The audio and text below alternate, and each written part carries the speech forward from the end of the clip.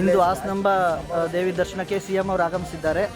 ಅದಕ್ಕೋಸ್ಕರ ನಮ್ಮ ಕರ್ನಾಟಕ ರಾಜ್ಯ ರೈತ ಸಂಘದವರು ರೈತ ಪರ ಕಾಳಜಿ ಇಟ್ಟು ಇದೇನು ಕರ್ನಾಟಕ ಗ್ರಾಮೀಣ ಬ್ಯಾಂಕ್ ಅವರು ರೈತರ ಮೇಲೆ ದಬ್ಬಾಳಿಕೆ ಮಾಡ್ಕೊಂಡು ಮನೆ ಹರಾಜು ಮಾಡ್ತೀವಿ, ಜಮೀನು ಹರಾಜು ಮಾಡ್ತೀವಿ ಅಂತ ಕಿರುಕುಳ ಕೊಡ್ತಾ ಇದ್ದಾರೆ. ಆತ್ಮಹತ್ಯೆ ಒಂದೇ ದಾರಿ ಆ ಲೆಕ್ಕಕ್ಕಾಗ್ಬಿಟ್ಟಿದೆ.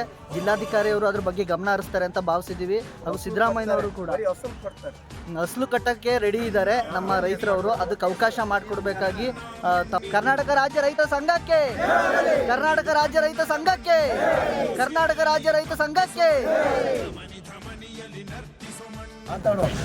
ಸರ್, ನಾವು ಮೆಕ್ಕೆಜೋಳ ಖರೀದಿ ಕೇಂದ್ರ ಓಪನ್ ಮಾಡಬೇಕು KMF ಇಂದ ಅಂತ ಹೇಳ್ಬಿಟ್ಟು ಒಂದು ಮನವಿ ಕೊಟ್ಟಿದ್ದೀವಿ ಸಿದ್ದರಾಮಯ್ಯವ್ರಿಗೆ. ಹೋಗ್ಬಿಟ್ಟು DC ಹತ್ರ ಮಾತಾಡ್ತೀನಿ ಅಂತ ಹೇಳಿದೆ.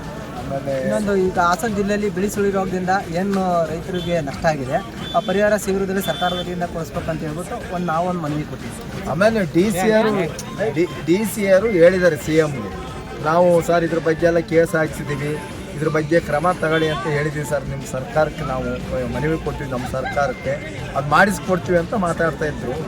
ಗಮನಕ್ಕೆ ತರ್ತೀನಿ ಸರ್ ಅಂತ ಹೇಳಿದ್ದಾರೆ DC ಅವರು CM. ಕರ್ನಾಟಕ ಗ್ರಾಮೀಣ ಬ್ಯಾಂಕ್ ಅವರು ಸಾಲ ಮನ್ನಾ ಮಾಡ್ತಿಲ್ಲ ರೈತರುಗಳಿಗೆ, ಜಮೀನು ಹರಾಜು ಹಾಕ್ತಿದೀವಿ ಅಂತ ಇದು ಮಾಡೋದಕ್ಕೆ ಮನವಿ ಪತ್ರ